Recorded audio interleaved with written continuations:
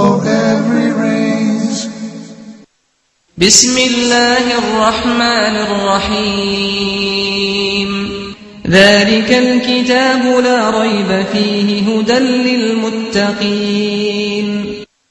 وكذلك أوحينا إليك روحا من أمرنا ما كنت تدري ما الكتاب ولا الإيمان ولكن جعلناه نورا نهدي به من نشاء من عبادنا وإنك لتهدي إلى صراط مستقيم صراط الله الذي له ما في السماوات وما في الأرض ألا إلى الله تصير الأمور. And thus we have revealed to you an inspiration of our command. You did not know what is the book or what is faith, but we have made it a light by which we guide whom we will of our servants. And indeed, O Muhammad, you guide to a straight path. The path of Allah, to whom belongs whatever is in the heavens and whatever is on the earth. Unquestionably, to Allah all matters do return.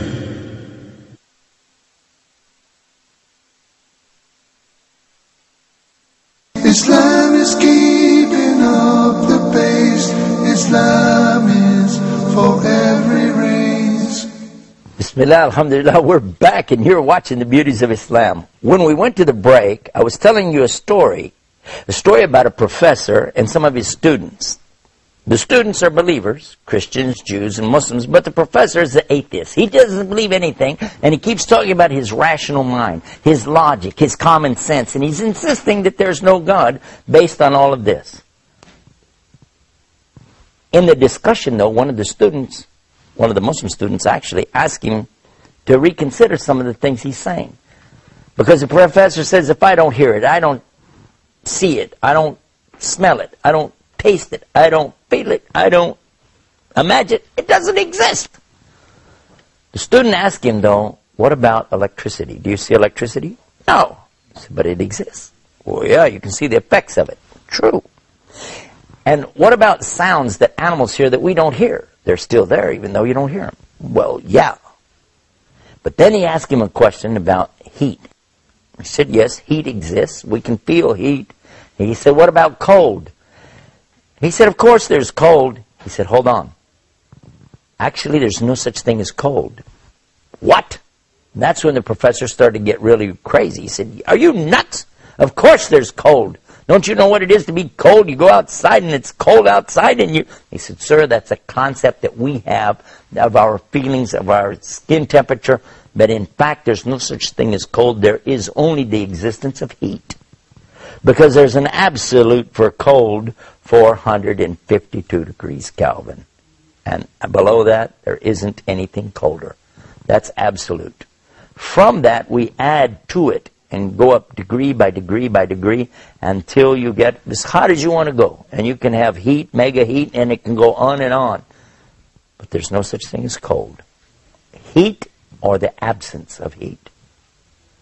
Professor didn't say a word.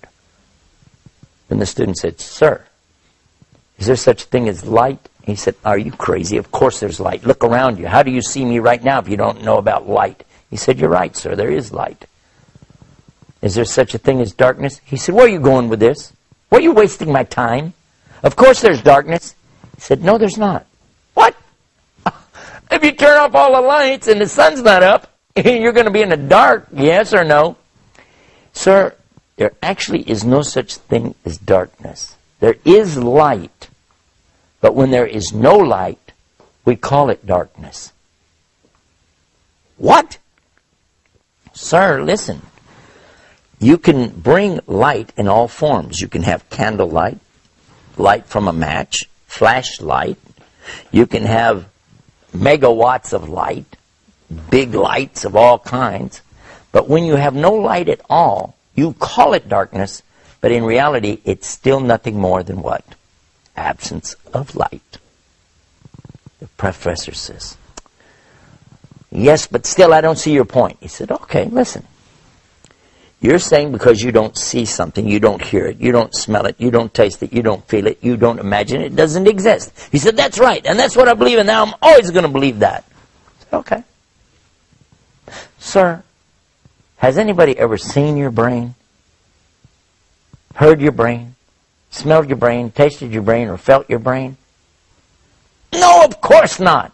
He said, then, sir, according to your own rules of testable evidence, you don't have a brain.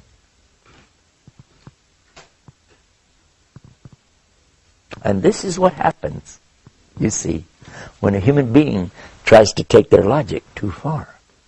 Because, in fact, it's only Allah who has all knowledge. And Allah gives us from that knowledge, and He takes away from that knowledge. When you're born, you start out zero, and Allah begins to give you knowledge. And if you thought that you're the product of generations upon generations of people learning by trial and error, that's totally and completely incorrect. That would be like thinking that we have to reinvent the wheel every generation. We do learn from past mistakes. We do learn what's in front of us to take advantage of it. But just as we would not accept that you have to reinvent the wheel in every generation, you also don't have to reinvent thinking.